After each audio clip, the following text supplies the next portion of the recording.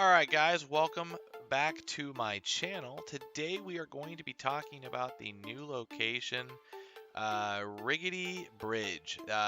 Currently right now, this location is pretty interesting. It's just another, new location where you destroy stuff. It seems to be kind of, I guess, what the devs are really liking to make right now. I'm going to be basically discussing some of the decks and cards that I believe are really good for this, location. I wouldn't say you need to build a whole deck necessarily with all these cards, but I'm going to just discuss some of the cards to give you guys some ideas that if you want to replace some of the cards in your current deck, here are some good explanations as to why they're solid. So I've gone ahead and I've actually made two of these. They're not decks, but they're essentially lists, and we're going to go over all of the explanations as to why these cards are really good in this situation. There are going to be some cards that you're not going to normally see. So off the bat, Nova is going to be really solid. I really think that Nova itself is going to be a really good card. You just slap it in, in the bridge. If someone wants to contest you, they can. But you're just going to get rewarded for it. So they, if they really want to get rid of your card, then, you're just going to, be helping them. So kind of give them like a choice, like, hey, look, you can take me out, but this is staying here unless you want to give all my other cards, +1. The other one is obviously armor. Armor is going to be really good this week if you want to not run destroy and you just want to run whatever you want and to take in that lane. Colossus, obviously Colossus is going to be just the legend of this location right now. You put him there, he's not going to budge unless there's another card, and we'll discuss that in a bit. Quake. Now here's a card nobody ever runs, and the reason this is that in this card, you put this in the middle. It doesn't matter what it is, and you're gonna move all of the locations. Okay, and this could be really crazy because this card could literally ruin someone's whole game plan. You just hit Quake, move that bridge over to an area where you're just gonna destroy 4 of their cards that they've set up, and it could be pretty entertaining. I'm gonna be honestly running her myself. Wolverine, obviously he's a really solid card right now.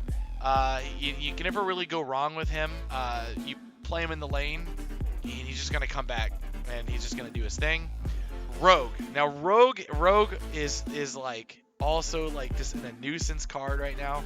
If you don't want to run a Colossus and you just want to ruin someone's day, and they put Colossus in there, just steal the honorability and she'll stay alive, he won't, and that's all there is to it. Electro, really good if you want to run it, say, in a destroyer deck, or if you want to get that extra edge. Slap him in there with another card and just kill him off so that you can play more than one card. It's never terrible. If you can put him in with another card on the same turn, that's probably keen. Mr. Fantastic, he's obviously going to reach into that location without having to be there. Juggernaut is a great card right now. Turn 5, going into turn 6, you slap him in there on that turn 6 and say no one contested it at all. He is going to rule that lane on his own, and he's just going to be able to sit there and just chill. Ruining someone's game plan entirely, it could be pretty helpful, especially if it's something like an Atuma that they want to put in there. Rhino, if you want to just get rid of the location, obviously. Sabretooth is another day where he gets to be there, and he gets to be there for free. You put him there, you get, if he dies, you basically get a 0 cost 4, which is not a bad take. Pelores, she's obviously, if you know that they're running a deck and they have a 1 or 2 cost and you just want to yank them in the middle, you can say that, if it's that sunspot, or that, if you want to pull that armor into that area, make that armor go into the area that you want it to be in, it can be really helpful. Then there's the other deck that the other set of cards that I think is really good. Obviously you can put the hood there, contest the hood with someone else on one of your cards, get rid of the hood, get rid of the -2. It won't be a bad situation. Green Goblin, not a bad idea either. If you know he has a card in there, you can just slap Green Goblin. He kind of counters, what's the card I'm looking for? if you want to, if they have a Juggernaut, right? You slap the Green Goblin in there, he's just gonna kill the Juggernaut and kill himself. He's not a bad card, especially if you want to run some Professor X. You can just slap him in there. Obviously, we went over Rogue. Storm, if you want to just destroy the location and make it more permanent. Enchantress. Enchantress right now is at an all-time, like, godsend.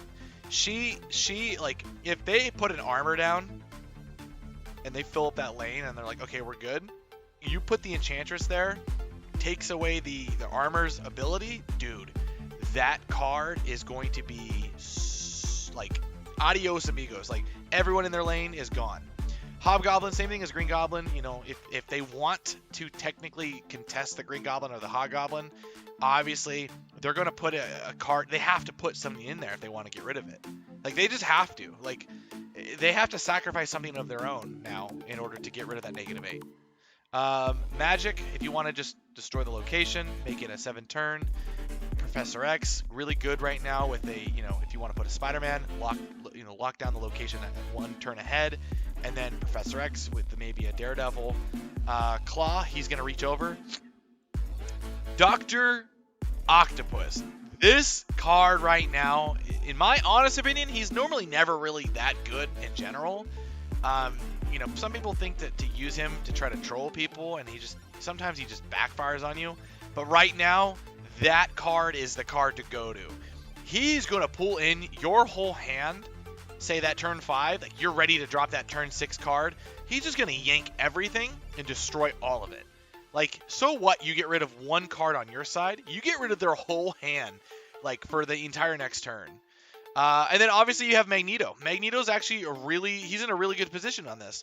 You can give up, if you can control 2 lanes, put the Magneto right there in that location on the bridge, and he's going to ruin Zabu decks. He's going to ruin Silver Surfer decks, just taking in all the 3s and 4s and just piling them in there and just destroying all of them, ruining all of that work that they just did. He's going to work out real well. Also, we'll go over a couple decks that I like to run personally for these type of locations. I was running what was called a turn 3 Professor.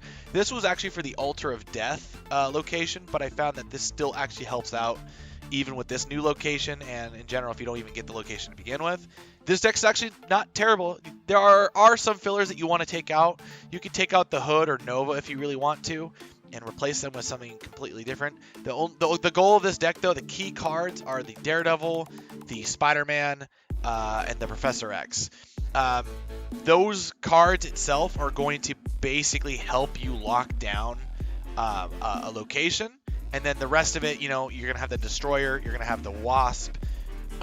You obviously play the Destroyer first, then the Wasp after. A lot of people sleep on how good Wasp is, man. The fact that you can play a Wasp behind a Destroyer and make him a 16, or you can play the Wasp on the Professor X, it comes in clutch. But actually, you know what? We'll go ahead and discuss this deck right now. If you guys want to take a screenshot of it, I'll put the deck code into the description. But this is the She-Hulk Destroy deck. I'm a fan of this deck. I ran this deck for a hot while. If you don't have She-Hulk, it's gonna be harder to run She-Hulk with Wave, She-Hulk Death. You get to basically play them with a leader, giving you a 10 and a 12 on the field, plus a leader giving you the additional buff. This is kind of a good deck if you want to run leader. But the new location really helps you out with the Nova. You can throw the Yondu in there, just get rid of more of their cards. You could put Bucky in there if you want, and he can kind of hold his own. It's just going to be hard. You're going to obviously have to keep Colossus in there. It's just kind of rough around the edges. Sorry, I'm yawning here. But yeah, this is a good solid deck. You're going to want to turn 5 Wave, then slap down She-Hulk and Death, and you can kind of go from there. But yeah, this is pretty a self-explanatory deck. But yeah, you want to just kind of throw in the cards you can. That's about it for this, guys. I will catch you guys later. If you guys have any deck recommendations, or if you want to put your deck code in maybe a description as to why you think that's really good with this new location on the Rickety Bridge, feel free to it in the comments. But yeah, go ahead and give me a like, a subscribe, and I will see you guys in the next one. Peace.